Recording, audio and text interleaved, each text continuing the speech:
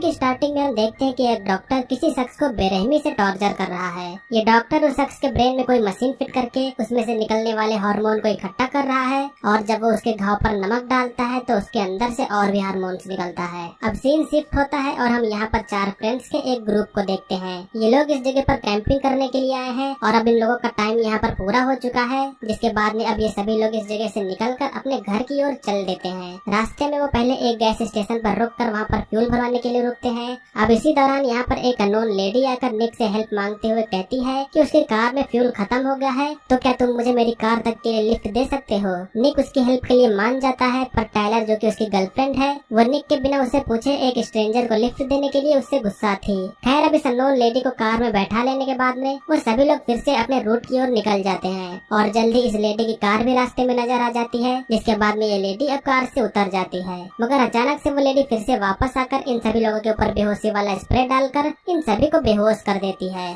अब scene shift होता है और हम वो जगह देखते हैं जहाँ पर ये सभी लोग बंधे हुए हैं। अब तभी वहाँ पर कोई शख्स आकर टायलर के फ्रेंड डायन के नाखून को खींच लेता है, जिस पर ये जो भी लोग बंधे हुए थे वो अपने आप को छुड़ाकर जो लोग यहाँ पहले से थे उनसे फाइट करने लगते हैं। मगर सैम नाम का बंदा इन सभी लोगों को बताते हुए शांत करवाता है कि हम लोग भी तुम्हारी तरह यहाँ पर फंसे हुए हैं और हमने बस उस वीडियो के अकॉर्डिंग ये किया। इधर इन लोगों को नहीं समझ में आ रहा था कि ये लोग किस वीडियो की बात कर रहे हैं। अब इसके बाद में ये सभी लोग उस वीडियो को देखते हैं जिसमें एक लेडी बता रही होती है कि तुम सभी को यहाँ से निकलने के लिए मीटर में दिए गए टॉर्चर बार को 100% वो भी 22 आवर से पहले भरना होगा।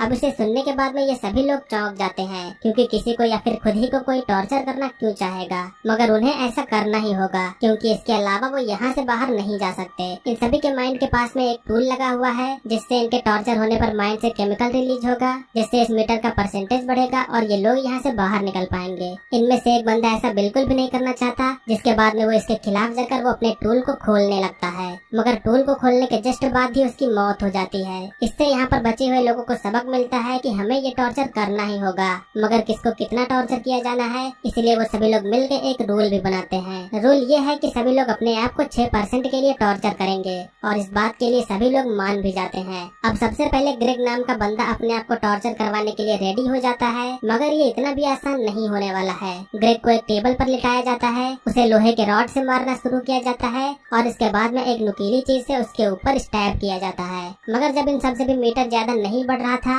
तो टायरा नाम की एक लड़की एक नुकीली चीज से उसके घुटने की जो नस होती है उसे काट देती है। इससे ग्रेग को इतना ज्यादा दर्द होता है, मगर इसके बाद में उसका टर्न भी पूरा हो जाता है। अब बारी किसी दूसरे की होती है, मगर प्रॉब्लम ये है कि आगे कौन आए। कोई भी पहले आगे आने के लिए रेडी नहीं हो रहा होता है, जिसके बाद में डायन एक जार को फोड़कर उसके टुकड़ों में नंबर्स लिखकर सबकी बारी लिख देती है। अब सभी लोग रैंडमली एक एक टुकड़ा सिलेक्ट करते हैं, जिसके बाद में सभी लोगों को अपना अपना एक नंबर मिल जाता है और इसी के अकॉर्डिंग अब इन सभी लोगों को टॉर्चर किया जाना होगा। पहला नंबर सैम का होता है और वो इस समय डर रहा है, मगर रूल्स के मुताबिक उसे टॉर्चर करवाना ही होगा। अब वो एक टेबल के पास जाकर उस पर लेट जाता है। सैम टॉर्चर करवाने के लिए रेडी होता है, जिसके बाद में टोनी एक जलते हुए प्रेस को लाके उसके पेट के ऊपर रख देता है, जिसकी वजह से सैम को बेहद ही ज्यादा पेन होता है। टॉर्चर मीटर में अभी भी कसर बाकी थी, जिसके बाद में सैम एक प्लायर की मदद से उसके नाखून को खिंचवाने को कहता है और इसी पेन के बाद में रूल के अनुसार अब सैम का टर्न पूरा हो जाता है। देखने में ही लग रहा है कि सैम कितना पेन में है।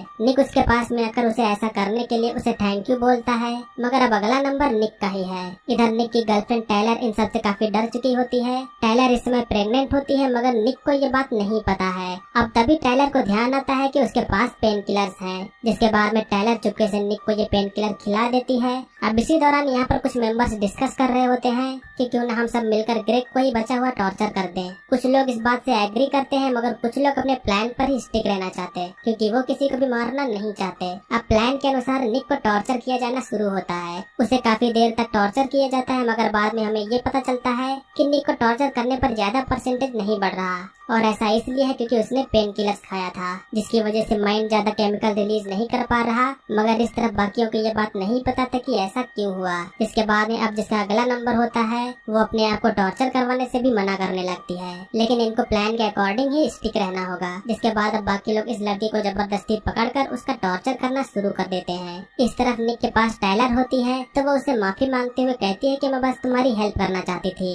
इसी दौरान अब वो ये भी बताती है कि वो प्रेग्नेंट है, जिस पर निक अपनी हालत के चलते ज्यादा कुछ रिएक्शन नहीं दे पाता है, मगर इस बात को बाहर से टायरा सुन लेती है और तभी वो फिर बाहर जाकर सभी से बता देती है कि टायलर प्रेगनेंसी का बहाना बना के बचना चाहती है। लेकिन निक कह देता है कि चिंता मत करो, मैं उसकी जगह ले लूंगा। टायलर इन पेन किलर के बारे में भी सभी को बताती है, जिसके बाद में वो ये पिल्स ग्रेग को दे देती है क्योंकि उसकी हालत काफी खराब हो चुकी थी। टायरा बार बार इस बात के लिए मना कर रही थी क्योंकि वो ग्रेग पर ही सारा टॉर्चर करवाना चाहती थी, जिस पर टॉनी उसे गुस्सा होकर उसे घूंसा मार के बेहोश कर देता है। अब टॉर्चर को और बढ़ाने के लिए ये तीन लोग इस खौलते हुए पानी में अपना हाथ डालने का स्टेप लेते हैं। टायलर और टोनी तो दोनों अपना हाथ डाल देते हैं, मगर डायन ऐसा नहीं कर पाती है। इधर ये दोनों कई बार इस गर्म पानी में अपना हाथ डालते हैं, मगर तभी टायरा आ जाती है और टोनी पर वो हमला कर देती है, जिससे सारा पानी टोनी पर ही गिर जाता है और इस वजह से इतना ज्यादा पेन होता है और टॉर्चर लेवल भी 47 पार कर जाता है। मगर इनके पास अब 5.5 घंटे ही बचे हुए हैं। अब टायरा को ये लोग पकड़कर उसके साथ में टॉर्चर करने वाले थे, मगर टायरा अपने आप को छुड़ाने की कोशिश करती है और उसे कोई नुकीली चीज मिल जाती है, जिससे वो काय पर हमला कर देती है। अब काय के गले की नस कट जाती है, जिससे उसकी तुरंत ही मौत हो जाती है। भले ही टायरा ने ये जानबूझ के नहीं किया,